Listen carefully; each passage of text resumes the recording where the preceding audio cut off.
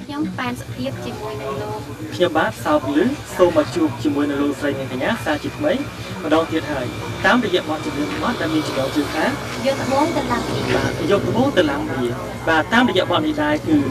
ផលិតកម្ម SO បានជ្រើសរើសទីកន្លែងមួយបាទគឺស្ថិតនៅក្នុងក្រុងប៉ៃលិនតែម្ដងគឺក្នុងភូមិចំការកាហ្វេសង្កាត់ទូលវាបាទហើយនៅខាងមុខនេះគឺជាភោគនីយដ្ឋានបាំប៊ូបើសិនជាលោកស្រីនាងកញ្ញាបានអញ្ជើញមកដល់នៅក្នុង